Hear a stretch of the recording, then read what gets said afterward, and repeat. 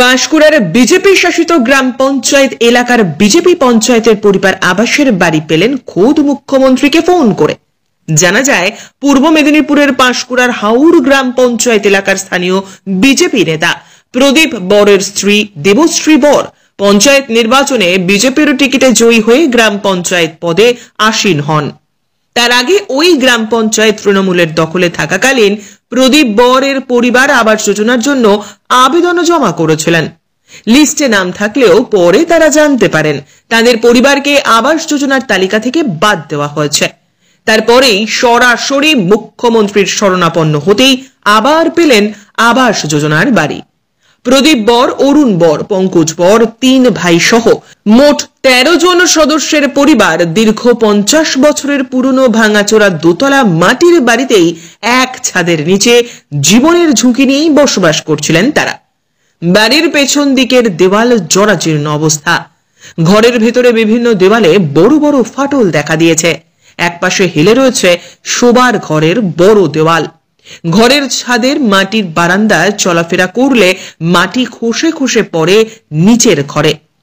বর্ষার সময় মাটির ছাদ চুইয়ে জল পড়ে। এক প্রকার জীবনের ঝুঁকি নিয়ে ওই মাটির বাড়িতেই বসবাস ওই 3টি পরিবারের। সরাসরি মুখ্যমন্ত্রী মমতা বন্দ্যোপাধ্যায়কে ফোন করে বাংলা আবাস যোজনার বাড়ি পেয়ে আপাতত খুশি ওই বিজেপি পরিবার। সরাসরি মুখ্যমন্ত্রী ফোন নাম্বারে ফোন করেছে, আমার হাজবেন্ড করেছে। তো এতদিন ধরে আমরা প্রশাসন বা আমার এলাকার পঞ্চায়েত যারা ছিলেন, আমরা তাদের তরফ থেকে কোনো সহযোগিতা পাইনি। আর আমার শ্বশুর মশাইয়ের বাড়ি প্রায় 40 থেকে 50 বছরের পুরনো বাড়ি, প্রায় ভগ্নপ্রায় অবস্থা, ভেঙে পড়ে যাওয়ার মতো। তো 2012 সালে শুনেছিলাম আমার শ্বশুরের নাম এসেছিল, কিন্তু কোনো কারণে নামটা কেটে যায়। এবারে তখন আমাদের তৃণমূল অঞ্চল ছিল, এখন আমাদের এই 14 বছর দেড়েক হলো আমরা বিজেপি অঞ্চল পেয়েছি। তো কোনোভাবেই এতদিন আমরা কোনো সহযোগিতা বা সাহায্যের প্রশাসন বা পঞ্চায়েত থেকে আমরা কোনো সহযোগিতা পাইনি। তাই আমরা সরাসরি মুখ্যমন্ত্রী হেল্প নাম্বারে যোগাযোগ করেছি। আমি বিজেপি দল করি, আমি হাউর অঞ্চলের পঞ্চায়েত সদস্য। এটাই হচ্ছে বাংলার মুখ্যমন্ত্রী মমতা বন্দ্যোপাধ্যায়। বিজেপির পঞ্চায়েত সদস্য একই পরিবারে নিজের স্বামীর নামে, ভাসুরের নামে, দেওরের নামে 3খানা মুখ্যমন্ত্রীর দপ্তর থেকে। যখন কেন্দ্রের মোদী সরকার পশ্চিমবাংলার আবাস যোজনার টাকা বন্ধ রেখেছে, তখন মুখ্যমন্ত্রী মমতা বন্দ্যোপাধ্যায় পশ্চিমবাংলার তহবিল থেকে বাড়ি দিচ্ছেন। এটাই হচ্ছে বাংলার মুখ্যমন্ত্রী মমতা বন্দ্যোপাধ্যায়, যার কাছে রাজনৈতিক রঙের বিভাজন নেই, যার কাছে জাতি ধর্মের বিভাজন।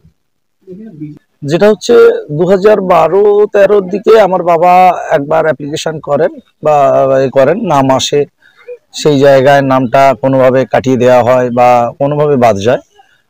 তারপরে সেই সময় বাবার সঙ্গে আমরা একসঙ্গেই ছিলাম, কিন্তু আমরা এখন সেপারেট, 3 ভাই আমরা সেপারেট হওয়ার পরে আমাদের স্থানীয় প্রশাসনের কাছে অনেকবার যেয়েও আমরা কোনোভাবে সাহায্যের হাত পাইনি। সেই জায়গায় 7 মাসে 24 সালে আমি সরাসরি মুখ্যমন্ত্রীকে জানাই। দেখুন, মানুষের প্রয়োজন রয়েছে। দীর্ঘদিন ধরে আবাস যোজনায় তৃণমূল সরকার সাধারণ মানুষকে বঞ্চিত করে আসছিল, তিনার পরিবারকেও বঞ্চিত করে এসছে। তিনাদের মাটির বাড়ি, তাই আবেদন করেছে। তিনি বিজেপির পঞ্চায়েত সদস্যের পরিবার, তার আগে তো সর্বোপরি মানুষ।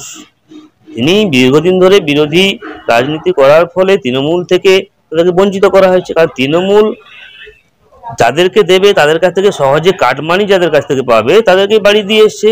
যার প্রয়োজনে 1তলা বাড়ি, 2তলা বাড়ি, যে বাবা যোজনায় দোকান করেছে তাদেরকে বাড়ি দিয়েছে, সহজে কাটমানি খাবে। তৃণমূল সস্তা রাজনীতি করতে খুঁজে এবং কাটমানি পেতে তারা অভ্যস্ত। এই সমস্ত মানুষের কাছ থেকে কাটমানি তারা পাবে না, তাই জন্য তারা দেয়নি। আজকে মুখ্যমন্ত্রী নিজে একটা অপশান চালু করেছে নিজের ক্রেডিট নেওয়ার জন্য। যাই হোক, সেখানে তিনি আবেদন করেছে, নাম চলে এসছে। এরকম 1-2টো পয়েন্টকে তৃণমূল সারা ব্লকে খুঁজে বেড়াচ্ছে। আমার কাছে প্রচুর তথ্য আছে, বুথে বুথে আপনাদের সামনে আমি দিয়ে দেবো, যে এখনো পর্যন্ত যে আবাস প্লাসের সার্ভে হলো, কমপ্লিট হলো, এখানে তৃণমূলের পাকার বাড়ি রয়েছে, বহু মানুষের ঘর আছে, এতে অসুবিধা।